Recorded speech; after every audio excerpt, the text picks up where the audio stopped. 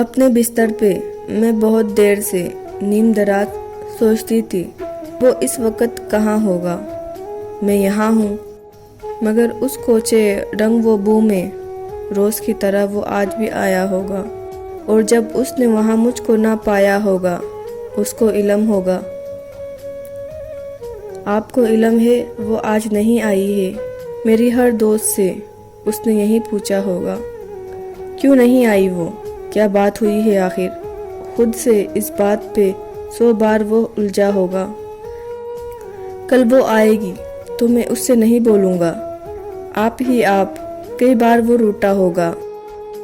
وہ نہیں ہے تو بلندی کا سفر کتنا گھٹن، سیڑھیاں چڑھتے ہوئے اس نے یہ سوچا ہوگا۔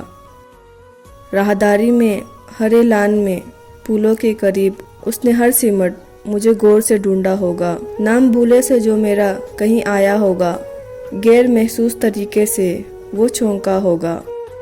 ایک جملہ کو کئی بار سنا ہوگا، بات کرتے ہوئے 100 بار وہ بھولا ہوگا۔ یہ جو لڑکی نہیں آئی ہے کہیں وہ تو نہیں، اس نے ہر چہرہ یہی سوچ کے دیکھا ہوگا۔ جانی محفل ہے مگر آج فقط میرے بغیر، ہائے کس درجہ بری بزم میں تنہا ہوگا۔ کبھی سناٹوں سے وحشت جو ہوئی ہوگی اسے، اس نے بے سہاتا پھر مجھ کو پکارا ہوگا۔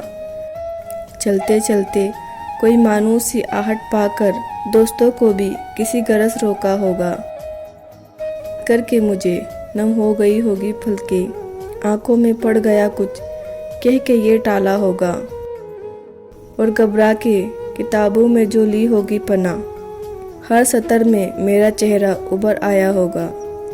جب ملی ہوگی اسے میری علالت کی خبر، اس نے آہستہ سے دیوار کو تھاما ہوگا۔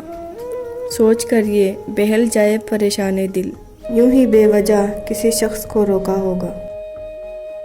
اتفاقاً مجھے اس شام میری دوست ملی۔ میں نے پوچھا، سنو، آئے تھے وہ؟ کیسے تھے؟